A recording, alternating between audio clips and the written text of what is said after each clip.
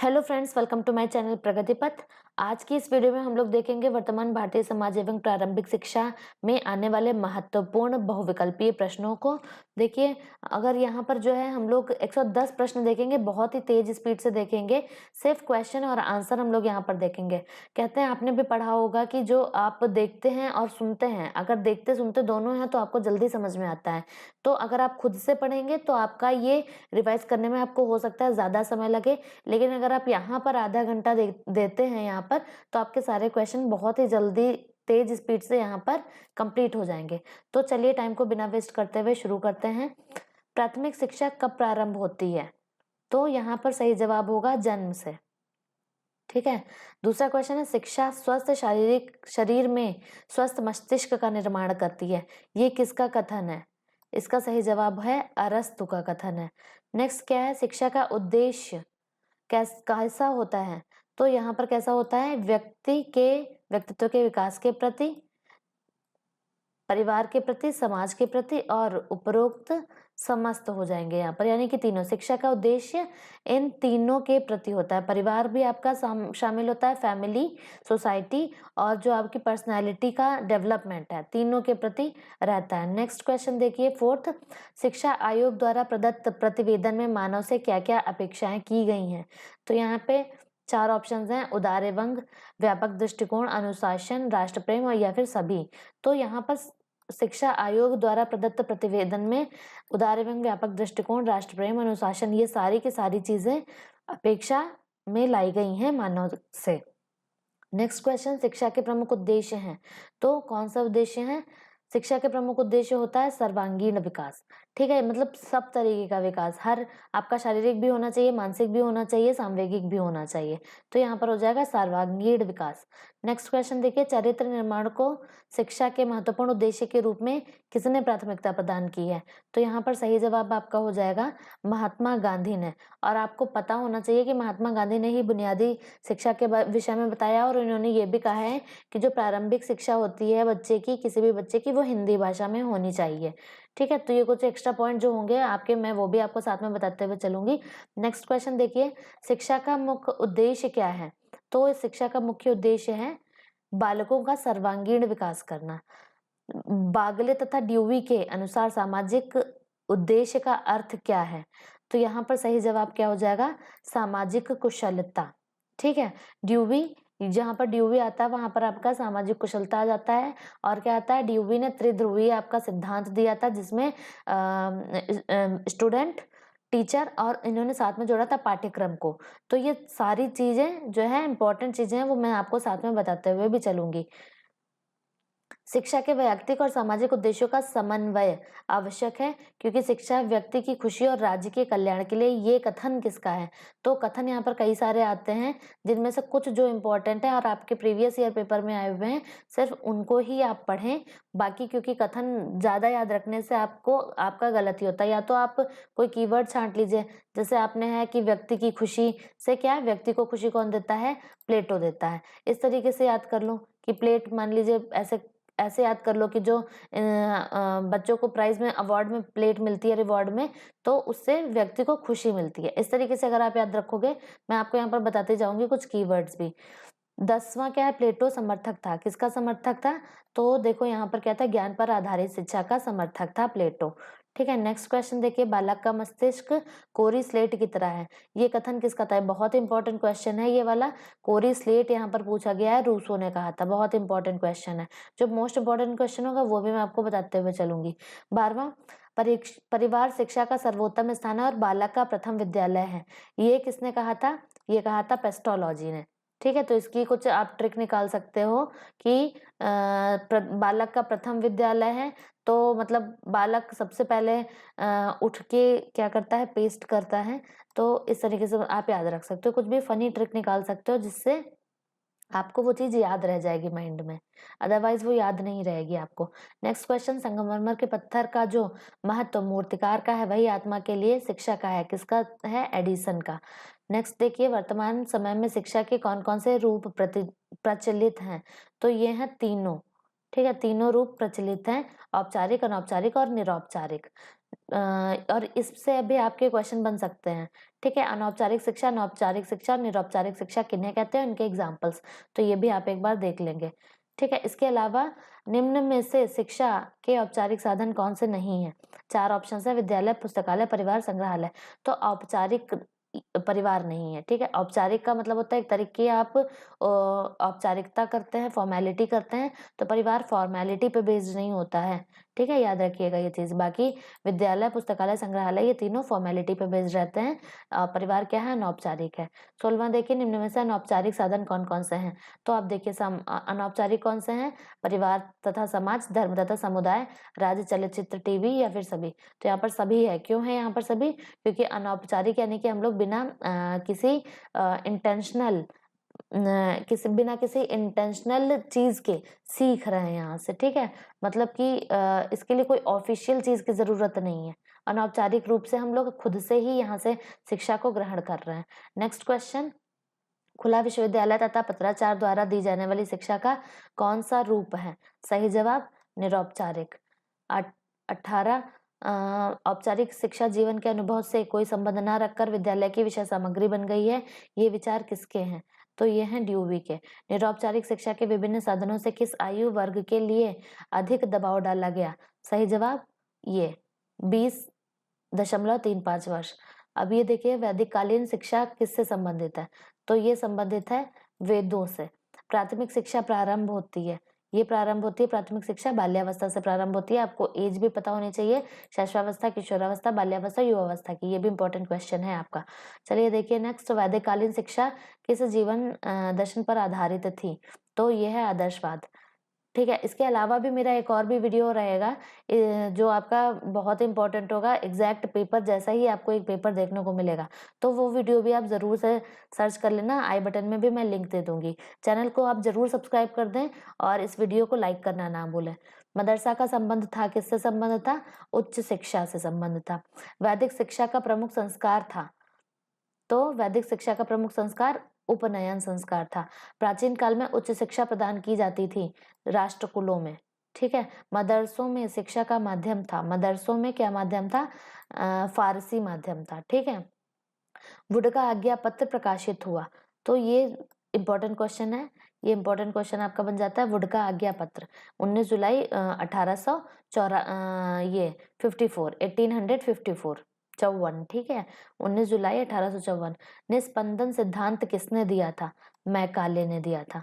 Macaulay ने अपना प्रतिवेदन कब प्रस्तुत किया था? तो ये है 1935 में। राधा कृष्णन आयोग की संस्तुतियां संबंधित थीं, ये है उच्च शिक्षा से। विश्वविद्यालय शिक्षा आयोग के अध्यक्ष थे, तो थे doctor S Radhakrishnan. Doctor Radhakrishnan commission की नियुक्ति 1948 और 49 में क्यों की गई थी? क्यों की गई थी? मुख्यतः विश्वविद्यालय शिक्षा सर्वेक्षण करने हेतु। माध्यमिक शिक्षा आयोग 1953 का दूसरा नाम है। बहुत ही इंपॉर्टेंट क्वेश्चन है ये, ठीक है। इस टाइप के क्वेश्चन पूछे जाते हैं, मैं आपको बताती चलूंगी। मैंने सारे पेपर भी देखे हैं, जिस टाइप के आपके क्वेश्चंस हैं उसी टाइप के क्वेश्चंस आपको यहाँ पर मिल रहे हैं, ठीक है। और जो बहुत इंपॉर्टेंट है मैं आपको बताती भी चलूंगी। मुदालर कमीशन जरूर देख लेना, कोठारी आयोग देख लेना, ठीक है, और शिक्षा आयोग भी देख लेना, ठीक है। 1953 ये बहुत इंपॉर्टेंट है। नेक्स्ट क्वेश्चन देखिए, 1964-65 में, यहाँ पर सही जवाब क्या था? मुदालियर कमीशन, ठीक है। यहाँ पर क्या है? 1964-65 में किस आयोग का गठन किया गया?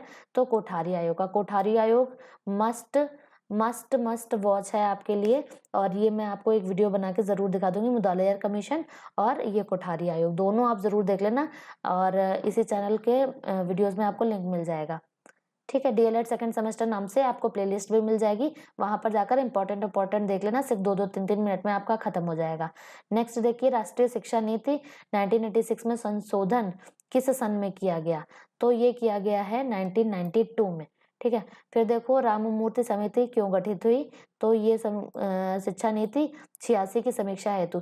ये शिक्षा नीति जो 86 है ये भी इंपॉर्टेंट है, राममूर्ति समिति ये भी इंपॉर्टेंट है, ठीक है। तो आपको खुद समझना होगा दिमाग लगा के कि क्या क्या चीजें इंपॉर्टेंट है। सारी चीजें पढ़ने की जरूरत नहीं होती है डीएलएड में। सच बताऊं तो डीएलएड के लिए सिर्फ 5-6 दिन भी काफी होते हैं, ठीक है। तो 37 कौन सा दर्शन परम सत्ता को आध्यात्मिक घोषित करता है? तो है आदर्शवाद। ये एक स्मार्ट तरीके से आपकी पढ़ाई यहाँ पर होनी चाहिए। बाकी मैंने तो बस एक-एक दिन ही पढ़ के पेपर दिए थे, फिर भी मेरे 92% मार्क्स आए थे सभी सब्जेक्ट्स में और हर सेमेस्टर में। ठीक है? तो आपको बस स्मार्टली वर्क करना है। एक मैं स्ट्रैटेजी भी आपके साथ शेयर करूँगी, चैनल पर जाकर ज़रूर स्ट्रैटेजी देख लेना कि आपको डीएलएड के एग्ज़ाम्स में क्या-क्या करना चाहिए और क्या-क्या नहीं करना चाहिए। आपके बहुत काम आएगी वो चीज़ें। क्वेश्चन नंबर 38 देखिए, शिक्षा के क्षेत्र में आदर्शवाद की विवेचना की जा सकती है प्रगतिवादी के रूप में। नेक्स्ट देखिए, आदर्शवाद का श्रेष्ठ योगदान किस क्षेत्र में है? उद्देश्य में। आदर्शवाद के प्रमुख प्रवर्तक कौन-कौन हैं? तो ये हैं प्लेटो, सुकरात और कांट, हीगल और बर्कले। ठीक है, आदर्शवाद और ये प्रगतिवाद, इसका थोड़ा-थोड़ा टॉपिक आप लोग देख लेना। निम्नलिखित में से प्रकृतिवाद के संस्थापक कौन है? ये देखिए आ भी गया। ठीक है, ये हैं रूसो। और प्रकृतिवाद को शिक्षा में चरमोत्कर्ष प्रदान किया गया। किसके द्वारा किया गया? रूसो के द्वारा। बस अब ये याद रखो कि जो रूसो हैं इन्होंने कोरी स्लेट वाला बोला था और जो है प्रकृतिवाद के बारे में भी बोला था। 43 प्रकृतिवाद का श्रेष्ठ योगदान शिक्षा के किस क्षेत्र में है? तो शिक्षण विधि में है। इन सभी को आप लोग कनेक्ट करते जाओ आपस में। निम्नलिखित में से कौन प्रकृतिवादी हैं? तो स्पेंसर भी हैं प्रकृतिवादी। रूसो हो गया, स्पेंसर हो गया, इसको लिख लो। शिक्षा में प्रयोजनवादी शिक्षा। शिक्षा में प्रयोजनवादी शिक्षा क्या है? अनुभव केंद्रित। अब देखो प्रयोजनवाद का जन्म स्थान कहाँ है? ये है अमेरिका में प्रयोजनवाद का। पांडिचेरी में किस महान शिक्षा शास्त्री ने आश्रम की स्थापना की? तो की है अरविंद घोष ने। शिक्षा से मेरा अभिप्राय है बालक और मनुष्य, शिक्षक और आत्मा में पाए जाने वाले सर्वोत्तम गुणों की का चतुर्मुखी विकास। ये कथन किसका है? तो यह है महात्मा गांधी का। नेक्स्ट देखिए, सत्यार्थ प्रकाश पुस्तक के लेखक कौन है? तो हैं स्वामी दयानंद। ये वाला क्वेश्चन मेरे टाइम पर भी आया था, बहुत इंपॉर्टेंट क्वेश्चन है ये। जब मैंने पढ़ा था तब भी 2-3 बार रिपीट हो चुका था। 50वां देखिए, अविद्या का नाश और विद्या की वृद्धि करनी चाहिए। इस विचार से 1902 में गुरुकुल कांगड़ी की स्थापना की गई थी। वृंदावन और जौलपुर में गुरुकुलों की स्थापना की, ये किसने कहा? तो ये कहा था स्वामी विवेकानंद जी ने। नेक्स्ट देखिए, वर्ष 1901 में शांति निकेतन की स्थापना रविन्द्रनाथ टैगोर ने की थी। किस स्थान पर की थी? तो बोलपुर में की थी। तो ये मतलब ध्यान रखना कि शांति निकेतन की स्थापना 1901 में किसने की थी? रविन्द्रनाथ टैगोर ने की थी। ये सिर्फ आपके यहाँ से सिर्फ बहुविकल्पी ही नहीं कवर हो रहा है, बल्कि साथ-साथ में आपके यहाँ पर अति लघुत्तरीय भी कवर हो रहे हैं। ठीक है, तो ये ध्यान रखिएगा। 52 देखिए, गुरुदेव के नाम से कौन विख्यात हुए? तो रविन्द्रनाथ टैगोर। शिक्षक दिवस किस शिक्षा शास्त्री के जन्म दिवस के रूप में मनाया जाता है? तो राधा कृष्णन के। गीजू भाई का जन्म स्थान कौन सा है? तो गासे गीजू और क्या है ये? चित्तल, महाराष्ट्र। गीजू भाई का जन्म स्थान कौन से स्थान पर हुआ? तो महाराष्ट्र। ठीक है, अब ये देखो गीजूभाई बाघेका का जन्म कौन से सन में हुआ था? तो 1885 में हुआ था। नेक्स्ट देखिए, गीजूभाई बाघेका के ने शिक्षा संबंधी कुल कितनी पुस्तकें लिखी थी? तो इन्होंने 14 पुस्तकें लिखी थी। किंडरगार्टन प्रणाली के जन्मदाता कौन कहे जाते हैं? ये मोस्ट इंपॉर्टेंट क्वेश्चन है, मतलब ये तो रखा ही है, ये तो हर बार आता ही आता है। ठीक है, तो ये जरूर ध्यान रखना। किंडरगार्टन प्रणाली के जन्मदाता कौन है? फ्रॉबेल है। अब देखो, बालक को स्वयं ही ज्ञान प्राप्त करने का अवसर दिया जाना चाहिए। शिक्षक को उसके कार्य में कम हस्तक्षेप करना चाहिए। ये किसने कहा था? तो ये मॉन्टेसरी ने कहा था। और मारिया मॉन्टेसरी जो है ये इस विधि की जन्मदाता थी। ठीक है, ये भी ध्यान रखना। प्रकृति के स्वामी की अ, ओर से हर वस्तु सुंदर होती है, परंतु मानव के हाथ में पहुंचने पर खराब हो जाती है। ये किसने कहा था? रूसो ने। क्योंकि ये प्रकृतिवाद को बहुत बढ़ावा देते थे, इसलिए इन्होंने ऐसा कहा था। इस तरीके से आप कथनों को ध्यान रखेंगे, तब आपका जो है एक तरीके से कीवर्ड बन जाएगा। अब जैसे ये था, तो मॉन्टेसरी यानी कि बच्चे बच्चे प्राइमरी स्कूल में पढ़ते हैं ना, तो बालक स्वयं से ही ज्ञान प्राप्त करते हैं, उनको ऐसा अवसर दिया जाना चाहिए। ठीक है, तो ये थोड़ा-सा स्मार्टली वर्क करेंगे आप, तो कथन भी याद हो जाएँगे। शिक्षा सामाजिक संबंधों का जाल है, ये किसका कथन है? तो ये मैकाइवर का है। ठीक है, मैकाइवर का। अब देखिए, समाज की सबसे छोटी इकाई कौन-सी है? व्यक्ति है। घर पर ही बालक की शिक्षा के लिए सर्वोत्तम स्थान कौन-सा है? घर ही बालक की शिक्षा के लिए सर्वोत्तम स्थान है। तो ये सत्य है या असत्य है? तो ये सत्य है। ठीक है, सर्वोत्तम स्थान तो है, बट जो है बाद में और ज़्यादा विकास के लिए फिर उसको औपचारिक शिक्षा देने के लिए स्कूलों इन सब में भेजा जाता है। बल्कि जबकि जो घर है ये अनौपचारिक है। नेक्स्ट देखिए 63 माताएं आदर्श अध्यापिकाएं हैं और घर द्वारा दी जाने वाली अनौपचारिक शिक्षा ही सबसे अधिक प्रभावशाली व स्वाभाविक है। ये किसने कहा था? तो ये कहा था फ्रॉबेल ने कहा था। ठीक है, तो ये आपके ये सब मैं ट्रिक ये आपको एक दो जो याद आ रही है मुझे, जो मैंने जिस तरीके से याद करी थी वो ट्रिक्स ही मैं आपको आपके साथ में यहाँ पर शेयर कर रही हूँ। ठीक है, तो माता आदर्श अध्यापिका ये कहा था फ्रॉबेल ने, और फ्रॉबेल ने यहाँ पर कुछ और भी चीज करी थी जो मैंने आपको बताया था, किंडरगार्टन। ठीक है, तो यही याद रखो कि छोटे बच्चे जो हैं उनके लिए उनकी माताएं आदर्श होती हैं, और आदर्श अध्यापिका वाला जो है ये फ्रॉबेल ने कहा था। नेक्स्ट देखिए, बालक की शिक्षा का प्रारंभ कहाँ होता है? तो परिवार या फिर घर। नेक्स्ट, घर शिक्षा का सर्वोत्तम स्थान है और बालक का प्रथम विद्यालय है। ये किसने कहा था? ये कहा था पेस्टोलॉजी ने। सम्मिलित परिवार व्यवस्था के टूटने से विद्यालय पर अतिरिक्त बोझ पड़ रहा है। ये सत्य है क्या? सत्य है, तो ये सत्य है। केवल घर में ही बालक के चरित्र का निर्माण किया जा सकता है। अब ये देखो असत्य है। ठीक है, सर्वोत्तम तो चलो घर है वो मान लिया गया, बट चरित्र का निर्माण केवल वहीं होगा, तो ये असत्य हो गया। 68 शिक्षा के साधन के रूप में घर का क्या कार्य है? तो पहला देख लो, बालक का भावात्मक विकास करना। 3 पक्ष होते हैं, भावात्मक भी होता है, संज्ञानात्मक भी होता है, और एक होता है आपका शारीरिक। ठीक है, तो फिजिकल, इमोशनल, और ये आपका हो गया एक कॉग्निशन का। ये तीनों डेवलपमेंट बहुत ही इंपॉर्टेंट होते हैं। तो घर में क्या होता है? भावात्मक विकास आपका होता है। 69 परिवार समूह प्रथम मानव पाठशाला है। प्रत्येक व्यक्ति की अनौपचारिक शिक्षा सामान्य रूप से परिवार में ही प्रारंभ होती है। बालक का बहुत महत्वपूर्ण समय परिवार में बीतता है। ये किसने कहा था? ये बोगार्डस का कथन था। अच्छे घर या परिवार में आवश्यक गुण क्या होने चाहिए? तो ये होना चाहिए जिसका वातावरण सुखद एवं प्रेमपूर्ण हो। 71 परिवार शिक्षा के कौन कौन से सिद्धांत हैं? तो ये है तीनों। ठीक है, परिवार शिक्षा के तीनों सिद्धांत है। बाल मनोविज्ञान का ज्ञान, सहानुभूतिपूर्ण और खेल द्वारा शिक्षा विधि। तो एक तरीके से आप ये भी देख सकते हो कि मनोविज्ञान ये आपका हो गया कॉग्निटिव डेवलपमेंट के हिसाब से, जो अभी मैंने आपको 3 बताए थे, और ये हो गया इमोशन के लिए हो गया, ये आपका हो गया फिजिकल डेवलपमेंट के लिए। ठीक है, तो ये आपका हो गया। 72 विद्यालय और घर और बाह्य जीवन को जोड़ने वाली कड़ी है। तो ये सत्य है, विद्यालय घर और बाह्य जीवन को जोड़ने वाली कड़ी है, क्योंकि वो व्यावहारिकता से आपका परिचय कराती है। विद्यालय में आपको व्यावहारिकता सिखाई जाती है, यानी कि बाहर की दुनिया से जोड़ा जाता है। तो कड़ी कौन सी हो गई? विद्यालय हो गई। नव विद्यालय और समस्त संसार का नहीं, वरन समस्त मानव जाति का आदर्श लघु रूप होना चाहिए। ये किसने कहा था? टीपी नन ने। ठीक है, तो यहाँ पे ऐसे याद किया था मैंने, ये जो नन है ये नव से हो गया नन। तो अगर यही पर्टिकुलर आ गया सेंटेंस तो याद रखना नव से हो गया नन। स्कूल शब्द की उत्पत्ति किस भाषा के शब्द से हुई है? लैटिन। विद्यालय का अनौपचारिक कार्य चरित्र निर्माण और आध्यात्मिक स्वतंत्रता का प्रशिक्षण देना है।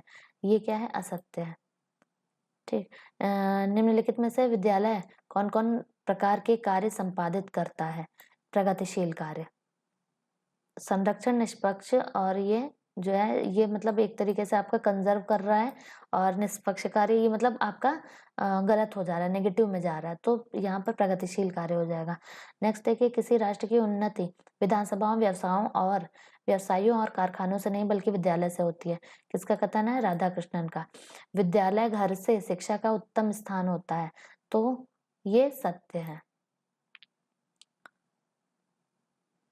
शिक्षा का उत्तम स्थान यहाँ पर इसलिए कहा गया है, विद्यालय घर से शिक्षा का उत्तम स्थान होता है क्योंकि वहां पर आपका टोटली कॉग्निटिव डेवलपमेंट किया जाता है, संज्ञान पूरी तरीके से बढ़ाया जाता है, और बाहर की दुनिया से भी आपको जोड़ा जाता है, तो इसलिए। ठीक है, बाकी अगर बात होता है शुरुआत कहाँ से होती है, तो शुरुआत होती है आपके घर से।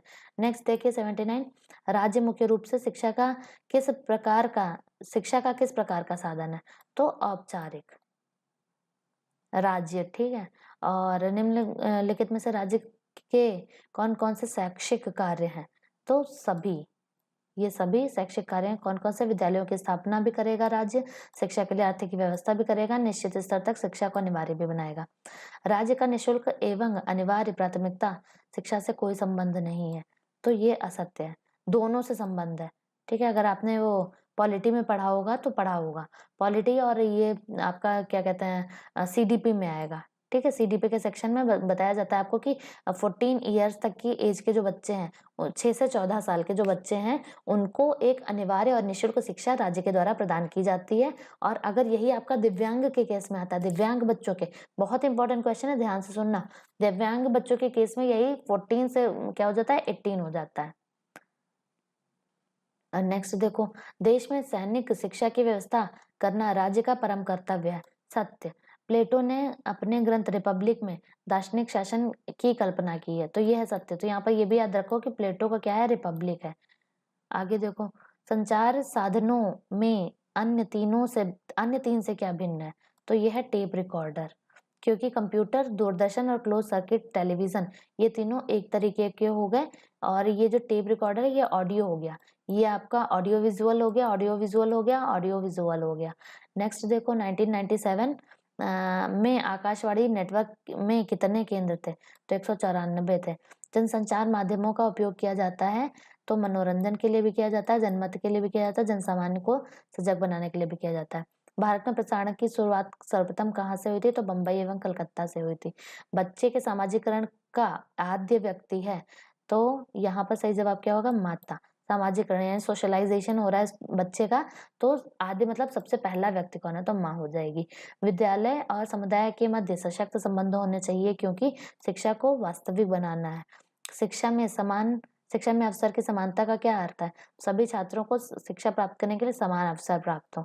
नेक्स्ट देखो, शिक्षा में अवसर की समानता के पीछे क्या विचार निहित है, तो पिछड़े तथा दलित व्यक्ति को भी शिक्षा प्राप्त होने का अवसर दिया जाए।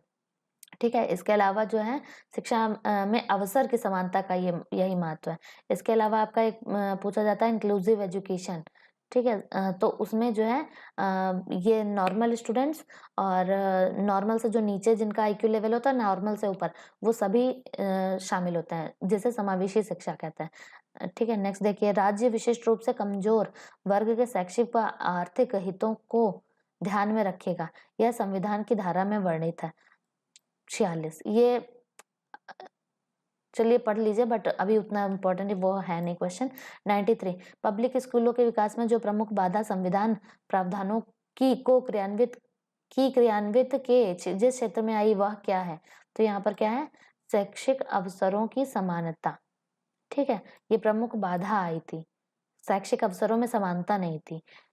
शिक्षा के सार्वभौमिकरण हेतु आवश्यक क्या है, सुविधाओं की सर्वसुलभता। नेक्स्ट देखिए, नई शिक्षा नीति 1986 में समाज के विभिन्न वर्गों की शिक्षा में समान सहभागिता हेतु क्या बदल दिया गया, तो ये बदलाया गया है अनुसूचित तथा विकलांगों की शिक्षा। मूल्य वे आदर्श विश्वास या मानक हैं जिन्हें समाज के अधिकांश सदस्य ग्रहण किए हुए होते हैं। ये कथन किसका, तो ये ट्रैकर का है। ये बहुत ज्यादा ट्रैक कर रहे थे। ठीक है, देखो समाज के अधिकांश लोगों को ये बहुत ज्यादा ट्रैक कर रहे थे, तो मैंने ऐसे याद किया था। जो मूल्य संपूर्ण विश्व की प्रगति एवं भलाई से संबंधित होते हैं, वे कौन से मूल्य कहलाते हैं, तो वे वैश्विक मूल्य कहलाते हैं। एनसीईआरटी ने कितने मूल्यों को स्वीकारा है, तो 83 मूल्यों को स्वीकारा है। मूल्य हमारे व्यवहार को क्या करते हैं, तो क्या क्या करते हैं, दर्शित भी करते हैं, प्रेरित भी करते हैं और नियंत्रित भी करते हैं। सभी धर्मों के प्रति सहनशील अध्ययन को प्रोत्साहित करने का सुझाव किसने दिया है, कोठारी आयोग ने दिया है। ठीक है, मूल्यों के विकास का संबंध किस पक्ष में होता है, भावात्मक पक्ष में होता है। और देखो जो मूल्य वैल्यूज हैं, वैल्यू का जो डेवलपमेंट होगा वो आपका इस तरीके से होगा, इमोशनल में होगा। ठीक है, भावात्मक में होगा, बाकी इसमें नहीं होगा। इसमें रटने वाली कोई चीज नहीं थी। वैल्यूज को आप खुद ध्यान रख सकते हो कि इमोशन से रिलेटेड। वर्तमान में बालकों में मूल्य विकास हेतु सबसे प्रभावी संचार माध्यम कौन सा है, टीवी। क्यों है, क्योंकि अब खुद ही देख लो, इन सब में से सबसे ज्यादा यूज क्या करते हो, टीवी ही करते हो। राष्ट्रीय एकता मुख्यतः निर्भर है किसी से नहीं, क्योंकि यहाँ पर क्या लिखे हैं ऑप्शन, जातिवाद, सांप्रदायिकता, प्रांतीयता, जो कि तीनों के तीनों जो हैं ये एक समझ लो एक तरीके से अलग करने वाले यूनिटी इन डाइवर्सिटी का ये संदेश नहीं दे रहा है। ये तीनों के तीनों नेगेटिव हैं, जातिवाद, सांप्रदायिकता, प्रांतीयता। ठीक है, यानी कि आप किस धर्म से हैं, क्या जाति है आपकी, कौन से प्रांत में आते हैं, तो इससे राष्ट्रीय एकता थोड़ा ना हो पाएगी, इसलिए था फोर्थ वाला। राष्ट्रीय एकता और अंतरराष्ट्रीय अवबोध एक भावना है, एक दूसरे की पूरक है, यानी कॉम्प्लीमेंट्री है। नेक्स्ट देखो, निम्नलिखित में से वर्तमान भारत में राष्ट्रीय एकीकरण के लिए कौन सी बाधाएं हैं? उपर्युक्त सभी हैं। जातिवाद, प्रांतीयता और सांप्रदायिकता अभी समझाया है। राष्ट्रीय एकीकरण का अर्थ क्या है? तो ये अर्थ है भारतीयों में सांस्कृतिक विभिन्नताओं को स्वीकार करना। राष्ट्रीय एकीकरण के लिए राष्ट्रीय एकता सम्मेलन ने शिक्षा के कौन-कौन से उद्देश्य बताए हैं? तो ये सभी उद्देश्य बताए हैं। कौन-कौन से हैं? देखिए, छात्रों को देश के विभिन्न पहलुओं का ज्ञान कराना, छात्रों को स्वतंत्रता प्राप्ति से संबंधित विशेष बातों से अवगत कराना और समस्त जातियों, संप्रदायों एवं राज्यों में मेल पैदा करने वाली लिखाई-पढ़ाई को प्रोत्साहन देना। अंतर्राष्ट्रीय सद्भावना के विकास के लिए सबसे महत्वपूर्ण संस्था का नाम क्या है? United Nations Education, Scientific and Cultural Organisation. निम्नलिखित में से अंतर्राष्ट्रीय सद्भावना के विकास के लिए शिक्षा के कौन-कौन से उद्देश्य हैं? तो ये सभी हैं। कौन क्या हैं?